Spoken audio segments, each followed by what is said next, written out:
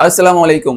ইংরেজির একদম বেসিক থেকে অ্যাডভান্স লেভেল পর্যন্ত যে সিরিজ আমরা শুরু করেছি আজকে তার টেন্সের আরেকটা ক্লাস। আজকের ক্লাসে আমরা present perfect tense, past perfect tense এবং ফিউচার পারফেক্ট টেন্স এমন ভাবে শিখবো যাতে যে কোনো বাংলা আমাদের মাথায় আসলে ওর ইংরেজিটা আমরা এই টেন্সের আলোকে লিখতে পারি। এই টেন্সের আলোকে কিভাবে আমরা বাংলা থেকে ইংরেজি করব এবং কোন কোন শব্দগুলো থাকলে বুঝতে পারবো যে এইটা প্রেজেন্ট বা পাস্ট বা ফিউচার পারফেক্ট টেন্সে আছে, সেইটা আজকে আমরা একদম ক্লিয়ার করে ফেলবো। তো চলো শুরু করা যাক কথা না বাড়িয়ে। দেখো, প্রথমেই আসি present perfect tense. Present perfect tense কেমন বাংলা বোঝায়? এটা হলো অতীতের এমন কোন কাজ যেই কাজটা অতীতে শেষ হয়ে গেছে কিন্তু তার ফলাফল এখনো বিদ্যমান আছে।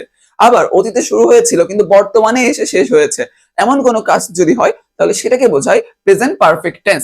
এখানে স্ট্রাকচার আছে subject plus have has plus ভার্বের 3 নম্বর ফর্ম অর্থাৎ পাস্ট পার্টিসিপল ফর্ম এবং অবজেক্ট অবলিক এক্সটেনশন। এখন পার্থক্যটা কি জানো?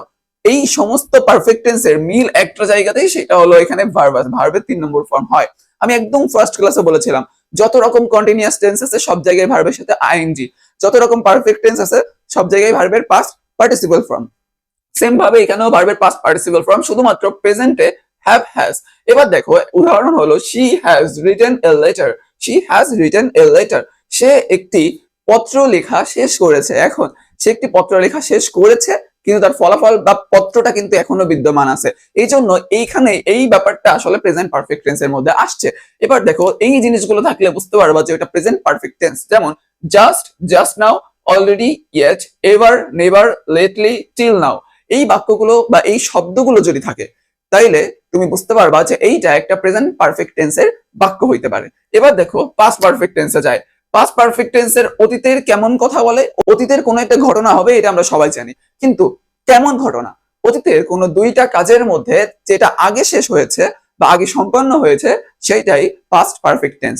এর স্ট্রাকচারটা আমরা দেখে নিই। সাবজেক্ট প্লাস হ্যাড প্লাস ওই যে ভার্বের 3 নম্বর ফর্ম অবজেক্ট অবলিক এক্সটেনশন। এবার দেখো, এইখানে ছিল হ্যাভ হ্যাজ, এইখানে পার্থক্যটা আসছে শুধুমাত্র হ্যাডে।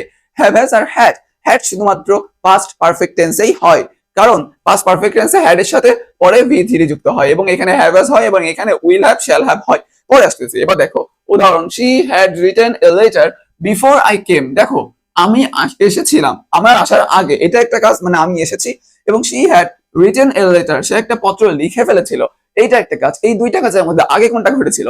আগে সে পত্রটা লিখেছিল, আমি তো পরে এসেছিলাম। এই যে আগে যে কাজটা, এই কাজটাই হলো পাস্ট পারফেক্ট টেন্সের মধ্যে পড়ে। এবার দেখো ফিউচার পারফেক্ট টেন্স, এইটা হলো ভবিষ্যতের কোনো নির্দিষ্ট সময়ের মধ্যে কোনো কাজ ঘটবে বা হবে এমন যদি বোঝায় তাহলে ফিউচার পারফেক্ট টেন্স। এবার দেখো ফিউচার পারফেক্ট টেন্সের বাংলাটা আমরা পেয়ে গেছি। এবার আমরা স্ট্রাকচারটা দেখি। Subject will have shall have plus V three plus object oblique extension. এবার মিলটা একটা দেখো, প্রত্যেকটা জায়গায় এই সবগুলো পারফেক্ট টেন্সে সাবজেক্ট আছে, অবজেক্ট আছে এবং ভার্বের 3 নম্বর ফর্মও আছে। আলাদা কোথায়? প্রেজেন্ট পারফেক্ট টেন্সে হ্যাভ হ্যাজ, পাস্ট পারফেক্ট টেন্সে হ্যাড, আর ফিউচার পারফেক্ট টেন্সে উইল হ্যাভ বা শ্যাল হ্যাভ। এইটাই শুধু পার্থক্য, আর কোনো পার্থক্য নাই, সব এক। এবার দেখো, এইখানে এই শব্দগুলো যদি থাকে তাহলে তুমি বুঝতে পারবা যে এইটা ফিউচার পারফেক্ট টেন্স। যেমন by tomorrow, next week, next month, in year. In year মানে ইন 2030 হতে পারে, 2040 হতে পারে, বা পরবর্তী ভবিষ্যতে কোনো একটা সাল।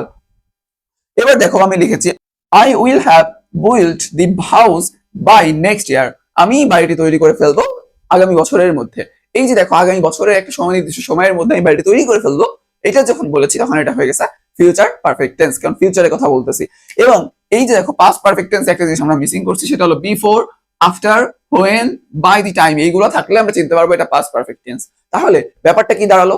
আমরা প্রেজেন্ট পারফেক্ট টেন্স থেকে শুরু করে ফিউচার পারফেক্ট টেন্স পর্যন্ত ক্লিয়ার করে ফেলতে পারলাম।